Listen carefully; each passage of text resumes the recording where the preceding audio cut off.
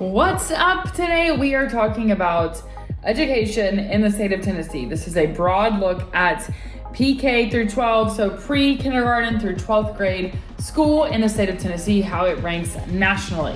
So let's dive in and get started.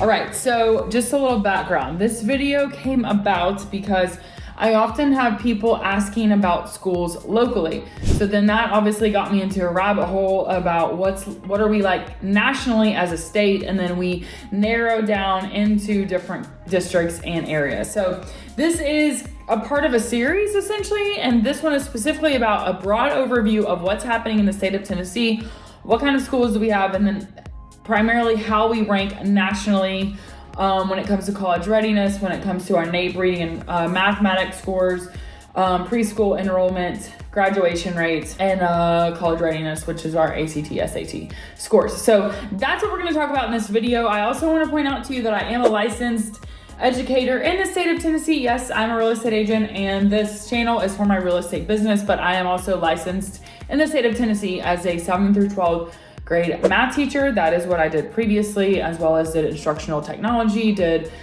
district level programming, grants management for a U.S. Department of Transportation grant. So I've done a lot of different things within the education sector. So I just want to give you some background into kind of where my knowledge and expertise come into this. So that being said, let's talk about K through 12, PK through 12 education in the state of Tennessee. So like I said at the beginning, PK through 12 stands for pre-kindergarten through 12th grade. So we're talking 3 to potentially 18 and 20, 21, 22 if we go all the way through the special ed category. So that being said, how does Tennessee rank? So before we get into rankings, I just want to briefly talk about the education landscape. So in the state of Tennessee, you have kind of two branches. You've got public and non-public. When it comes to public, about 90-ish% of students in the state of Tennessee are enrolled in PK through 12 public school. And then you've got about 10% that are private or homeschooled. And so that kind of who's where, who's what. Another thing that's interesting about the state of Tennessee is the state itself is 147 different public school districts, and those are each part of regions. So you've got Southeast, Northeast, so that's like the Memphis area. You've got Mid-Cumberland, South Central, Upper Cumberland, Southwest, that's kind of like middle of the state.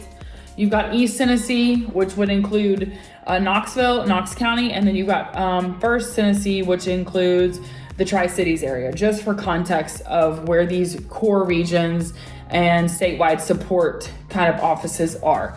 So that's how the public schools are set up. Now, there are also charter schools. Charter schools account for 115 total schools, and they're public, but they're more of choice. So they're not a zone school, it is a school of choice. You've got 27 in Metro Nashville, 27 charter schools, I should say, 53 in the Memphis area. You've got 1 in Knox County, and then 8 in Hamilton, so that is Chattanooga. Tennessee Public Charter School Commission is 13 total schools, and then you have 13 schools as a part of the Achievement School District. So that accounts for 115. Again, only 1 in Knox County, and the rest are Memphis, Nashville area, Chattanooga primarily. That accounts for 44,000 total students. So in 2002, the Tennessee Public Charter School Act established a new era of innovation and education that began in Tennessee. So that's when charter schools kind of started to become a part of the conversation in the state of Tennessee, which is far behind some other states when it comes to charter schools. This is a question I get asked quite a bit, and especially since I'm in the Knoxville area, charter schools are not really a thing, seeing as how we have 1 here in the Knoxville area. And then when it comes to private schools, like I said, about 10% of our students in the state of Tennessee are in private schools. And if you want to include homeschool in and out, that's about 14%. That's a fluctuating number depending. So that's kind of the broad look at what our schools look like. And when I say public, pretty much what that looks like is a K-5, a 6-8, and a 9-12. And then you've got that preschool band. But for the most part, it's an elementary, middle, and high school kind of setup. That's how it was when I taught in Memphis. That's how it is now in Knox County primarily. So there were a couple of junior highs and intermediates and primaries, but for the most part, it's a K-5, 6-8, 9-12 grade band. So now let's talk about rank. How does the state of Tennessee rank nationally? So I'm pulling this rank from the U.S. News and World Report. If we look at how Tennessee, ranks in pre-K through 12 education, we are ranked overall number 18 in the United States. And so U.S. News and World Report pulls some major indicators to get that rank of 18th. So these are the indicators: the NAEP reading scores, NAEP math scores, preschool enrollment, college readiness, and high school graduation rate. So we're going to talk about each of those. What does that mean? And kind of how Tennessee fits in. So the first one let's talk about is, let's talk about kind of what those are. So the first one is college readiness. And so this has to do with ACT and SAT scores. So college readiness, the approximate percentage of 12th graders who scored in the 75th percentile on the ACT, the SAT, or both, defined as a 1200 or more on the SAT and 25 or more on the ACT. So just a little context when it comes to college readiness in the state of Tennessee. And this is directly from the Tennessee DOE website, so the Department of Education K through 12 for the state of Tennessee. Pursuant of Tennessee Code annotated 49660001, all public school students must participate in post-secondary readiness assessment such as the ACT or SAT. Districts may choose to administer the ACT or the SAT. Districts can also provide both assessments and allow all students to choose the assessment that is right for them. So what that said is all public school districts in the state of Tennessee provide either the SAT or the ACT. To receive a regular high school diploma, all students enrolled in a Tennessee public school during their 11th grade year must take either the ACT or the SAT. So all 11th graders enrolled in a public school must take either the ACT or the SAT in order to graduate. Beginning with the graduating class of 2018, students enrolled in the Tennessee public schools during their 11th grade year must complete. So that's saying it started in 2018. I make this note because in Tennessee, if you look at percentages of students that take the SAT versus the ACT, only 4% of students took the SAT. 100% of students took the ACT. Now, why does that matter? Because what does that tell you? If I just said that every student has to take an SAT or ACT in order to enroll in a high school, in order to graduate, and then also it's a graduation requirement, only 4% take the SAT, and 100% take the ACT, what does that imply? That implies that all public schools in the state of Tennessee are administering the ACT to 11th graders. So I want to say that because the ACT scores look a lot higher by comparison. So average ACT score for students in Tennessee that are taking it is 1191. Okay, that's the average of students that took it. However, only 4% of students took the SAT. Meanwhile, if we look at the ACT, 100% of students took it, and the average score is an 18.4. Now, what's considered a good ACT score? Well, according to ACT, while there isn't a one-size-fits-all answer, a good ACT score is generally considered to be above the national average, which was 19.8 in 2022. So Tennessee's ACT score average is below what the national average is at 18.4. However, I want to point out that this is a lot of the videos in this series are going to talk quite a bit about data and how to consider it. If a student is taking the ACT and they're mandated to do so by their school, that is just inherently most likely going to result in not as high of a score because it wasn't a choice. They're taking it at school during the school day. It's something that's a have to, right? But students that are also taking the SAT, there's some thought behind that. There's a reason why they're also doing that. So I just want to point out to you that while this average score is saying 18.4, I don't know that it's actually that low. That's what I'm getting at. Just because when it tends to be something that's like school driven, that would imply that there's a a lack of like general importance to it, if that makes sense, like if the school is making you do it. So I just want to point that out when it comes to these scores. But even though those scores are both below the national average, Tennessee is still ranked 14th when it comes to college readiness, simply based off ACT and SAT scores, which I think is super interesting. So both below average, not a ton, but still they're both below the average, national average. However, Tennessee is still ranked 14th. Like I said, I'm repeating myself now. Okay, next up, we are going to talk about the NAEP math and reading scores. So NAEP math scores so first of all, NAEP, this is what it stands for, because you're going to be like, what is that? NAEP is the National Assessment of Educational Progress, and it's part of the National Center of Education Statistics. So the NAEP, NAEP, also known as the Nation's Report Card, is a test that measures the academic performance of students in the United States. The NAEP is administered by the National Center of Education of Statistics, a division of the U.S. Department of Education. Here are some things to know about NAEP. The NAEP assesses students in a variety of subjects, including reading, writing, math, and science. Writing and science are new. Grades tested, they test 4th, 8th, and 12th grades, students in those grades. The NAEP is administered uniformly across the country using the same questions and problems for all students. The NAEP measures the general state of education in the country and how students perform compared to other students in the nation, other states, and large urban districts. The NAEP provides national, state, and some district level results, as well as results for different demographic groups. The NAEP results help inform decisions about how to improve the U.S. education system. Okay, administered 4th, 8th, and 12th grade, basically. Not every school takes this.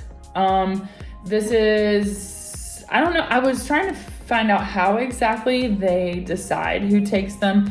You can get into the weeds on how that happens. This is what they say. Federal law is participation voluntary. Federal law specifies that NAEP is voluntary for every student, school district, and state. However, federal law also requires all states that receive Title I funds to participate in NAEP reading and mathematics assessments at 4th and 8th grade. 4th and 8th grade. Similarly, school districts that receive Title I funds and are selected for the NAEP sample are also required to participate in NAEP reading and mathematics assessments at 4th and 8th grade levels. So priority to 4th and 8th grade, mandatory for Title I districts, districts that receive Title I funding, essentially. So that being said, how does Tennessee rank? So when it comes to, I pulled math and reading for 8th grade, and you can see these charts, but essentially Tennessee in both math and reading, the average scale score is below what the US is. So in math, the average scale score for the US is 273. Tennessee's at 272. You know, I see that as like not anything crazy. And then when it comes to reading, the average scale score is 259 and Tennessee's at 258. So just right below that average scoring. You can see some of the charts I provided about, who's scoring and proficient. But if we look at 2022, the difference overall when it comes to math for 8th graders, we're just 1 point below the scaled score. 60% of students were at or above basic. 25% were at or above proficient, and 5% of 8th graders were at advanced when it came to 8th grade math, the 8th grade math test.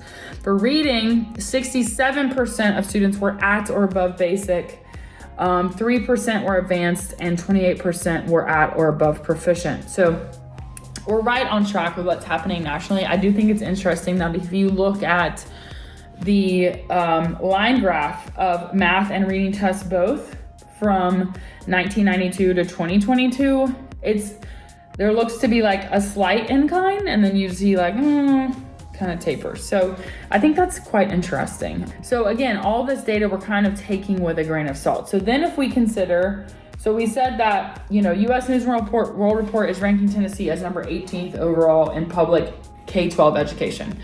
When we talk about college readiness, Tennessee is ranked 14th based on SAT and ACT scores.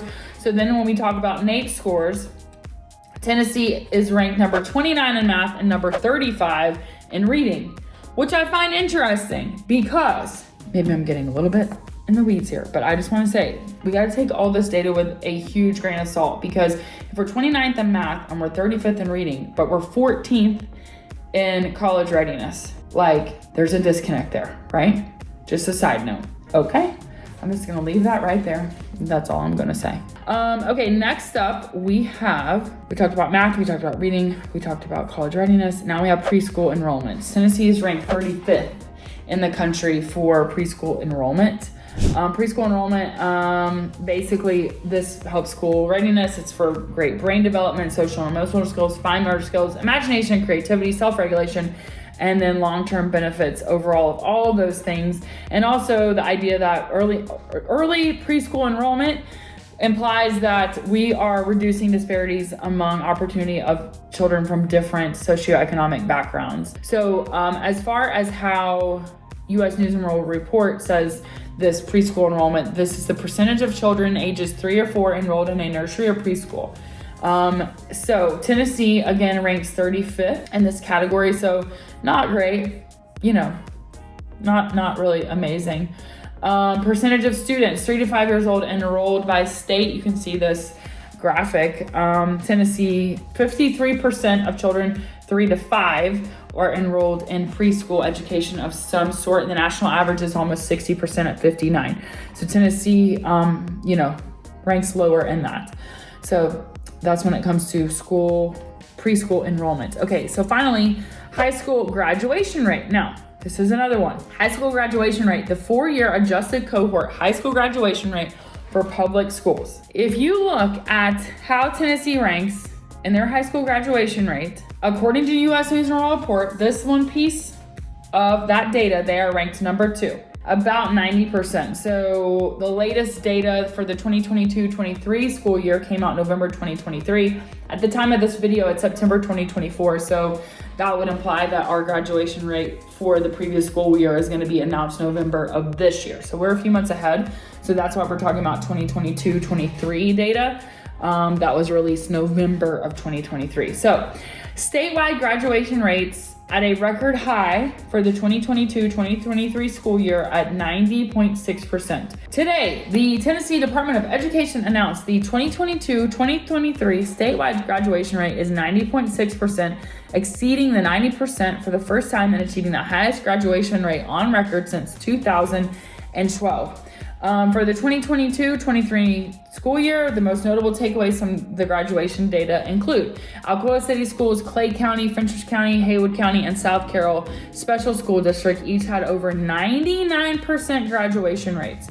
61 districts graduated 95% or more of their eligible students on time. 78 districts improved their graduation rates from 2022 to 2023, with 9 districts improving by 5 percentage points or more. 896 more students graduated in the 2023 cohort compared to last year, for a total of 65,476 students graduating across the state. 29 districts improved graduation rates for the economically disadvantaged student group by 5 percentage points, and 37 districts improved graduation rates for the students with disabilities student group by 5 percentage points or more. So those graduation rates look great, and they're ranking Tennessee as number 2. But this is what, again, I want to point out to you about the data. 2% are number 2 rank when it comes to graduation rates. College readiness at 18. Math score, we're 29th in the nation. Reading score, 35th in the nation. So there's some disconnects. It seems as if we're getting students to graduate, but when it comes to the college readiness piece, and also if you look at simply college readiness based on ACT and SAT, okay? And then if we look at some of those other markers, math and reading scores, that doesn't look so great, right? So I just want to point out to you that these are very broad generalizations. So no one score should say, oh, Tennessee sucks or Tennessee's awesome. This is like a very big picture of how we compare according to these metrics.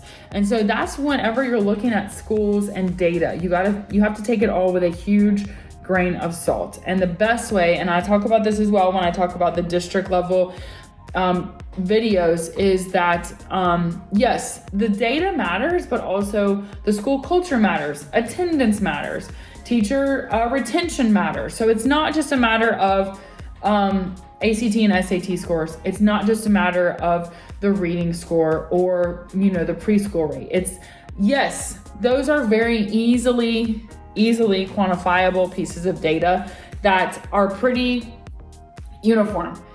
Graduation or not. You graduated or you didn't, right? And we can see that state to state. ACT score here in Texas, ACT score in Tennessee, ACT score in Seattle, Wyoming, North Dakota, whatever. I don't know why I said Seattle. It's a city. I'm going to say Washington, whatever. You know what I'm saying. It's a very easy piece of data to pull. So when we're looking at these scores, some good things we see, and then some things where we see, oh, maybe that's not so great. So I want to just say that we're talking about how Tennessee fits into this kind of national picture, but these are very limited data pieces. Like, it's not talking about those other benchmarks that I mentioned. Attendance, teacher retention, school culture, clubs, extracurricular opportunities, any kind of sports. So all those things that are also important when it comes to, making a well-rounded student. Pretty much all of these metrics, with the exception of that preschool number, are about an academic score or an academic achievement, which is good because it's school, right? But we can't just say that like, oh, this is a reading score, so that means they suck or they're good. So anyways, that being said, that is Tennessee as a whole. Number 18th nationally, PK-12. Number 14, when it comes to college readiness, 35th in reading, 29th in math, 35th in preschool enrollment, and then high school graduation rate, number 2. So anyways, I hope this has been helpful. Check out the other videos where we deep dive into Knox County specifically, as well as into East Tennessee, as well as to look at a picture of charter schools across the state of Tennessee, as well as private schools across Tennessee, and then charter schools in East Tennessee and private schools in East Tennessee. So as always, let me know your thoughts. Let me know your questions. This topic is like, I don't know if you can tell when I'm talking about this, but like, I'm highly passionate about what we're doing in education as a former educator. So I just think I think it's good to know this data, but also we have to take it all. We have to think about what is it exactly is saying. So this, to me, when I look at this data, it looks like, okay, we're doing okay in some areas. In some areas we have growth. And again, these are very specific data points and they're easily standardized state to state.